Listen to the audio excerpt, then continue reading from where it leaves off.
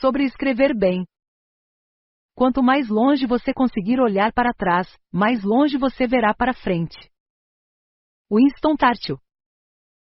História da escrita descreve a formação e a evolução de diversos sistemas de escrita que surgem na Idade do Bronze, a partir da proto-escrita do final do período Neolítico. O surgimento da escrita é um marco importante na história do mundo por demarcar a separação entre a história e a pré-história, iniciando o registro dos acontecimentos. Pouca gente sabe, mas a escrita surgiu como necessidade do desenvolvimento da economia que estava ocorrendo principalmente no Oriente Médio. O sistema de escrita original dos mesopotâmicos era derivado do seu método de contabilidade. Um dos principais fatores do surgimento das cidades e dos estados foi a escrita, criada por volta de 3500 a.C. Vários são os fatores que explicam o nascimento desse meio de comunicação, como a necessidade de contabilizar os produtos comercializados, os impostos arrecadados e os funcionários do Estado, e o levantamento da estrutura das obras, que exigia a criação de um sistema de sinais numéricos para a realização dos cálculos geométricos.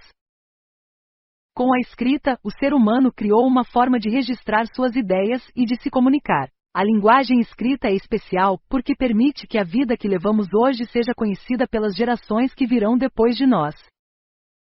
A escrita também é essencial para o desenvolvimento da economia dos povos, e parte disso é conseguido por meio do copywriting. O que caracteriza o copywriting é o uso de uma linguagem retórica. Retórica é a arte de convencer, de persuadir. Veiculada num anúncio de jornal, revista, num outdoor ou na internet, o objetivo da linguagem copywriting sempre foi, e ainda é, convencer o leitor, criar uma atitude favorável ao produto ou ao serviço que está sendo vendido e levar potenciais clientes à ação, que muitas vezes é comprar o que está sendo ofertado. Mas basta tentar ser persuasivo para fazer o copywriting funcionar? Há algo a mais a ser preenchido, ou basta consultar planilhas com gatilhos mentais para tornar o texto altamente vendável? Bem, como sempre costumo dizer, melhor dominar pelas raízes do que se apoiar nos galhos.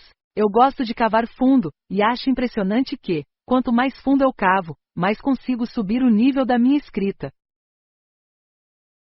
Por que estou dizendo isso? Vou resumir. Se você quer ser um copywriter acima da média e tornar seus textos tão geniais a ponto de vender, se quer escrever bem e tornar sua linguagem atrativa, engajadora e poderosa, deve se acostumar a fazer o que a maioria não faz. E aqui estão alguns conselhos valiosos para você considerar nesse contexto. Evite molhar só os pés.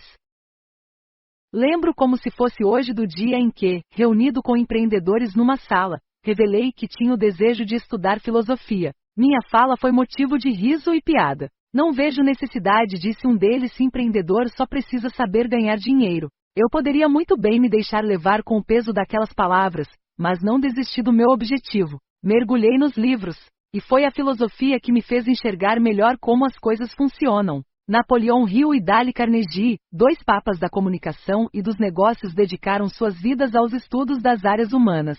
Muito do que apresentam em suas obras se apoia em correntes filosóficas milenares. No livro O Mensageiro Milionário, Brendon Burchard revela que teve uma excelente base educacional. Ele, que é atualmente um dos mais respeitados gurus de negócios, inclusive, estudou as artes liberais medievais, trivium e quadrivium. Todos os grandes gênios da comunicação, do marketing e da publicidade passearam para além das regras do marketing e modelos de mercado. Mergulharam fundo nos estudos das áreas humanas. A tentativa de Claude Hopkins de entender a psique humana a fim de melhorar os resultados com o copywriting nos diz muito. Há uma diferença enorme entre sentar à beira do rio com os pés na água e mergulhar com o corpo todo. Só se conhece a profundidade das coisas quando se mergulha nelas. Peguei um livro.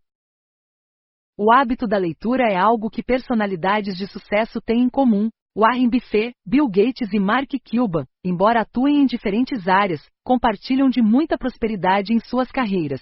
Nenhum desses nomes abre mão de reservar momentos exclusivos para a leitura. Buffett diz que ler é uma atividade realizada durante 5 ou 6 horas do seu dia. Para o criador da Microsoft, ler é o grande segredo do seu sucesso. Mark Cuban declarou à imprensa que lê durante 3 horas por dia. Esses grandes homens apostam na leitura como forma de movimentar as ideias de negócios e resolução de problemas.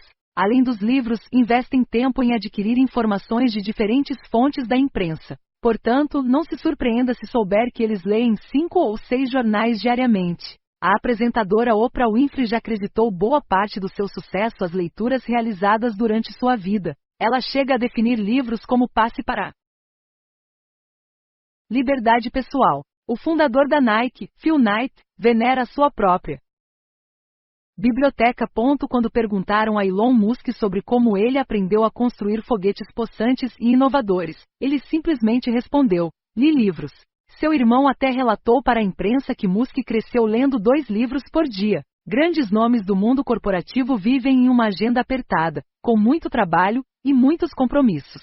Ainda assim, mantém tamanha dedicação à leitura porque sabem o quanto perdem ao deixar essa atividade de lado. E você, quantos livros lê por ano?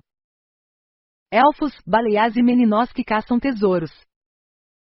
As Crônicas de Nárnia é uma série de 7 romances de alta fantasia, escrita pelo autor irlandês C.S. Lewis. É a obra mais conhecida dele, e esta série é considerada um clássico da literatura, tendo vendido mais de 120 milhões de cópias mundialmente.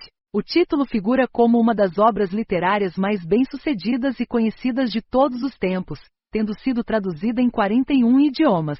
Foi escrita por Lewis entre 1949 e 1954, mas adaptadas diversas vezes, inteiramente ou parcialmente, para rádio, televisão, teatro e cinema. Além dos tradicionais temas cristãos, a série usa elementos da mitologia grega e nórdica, bem como os tradicionais contos de fadas.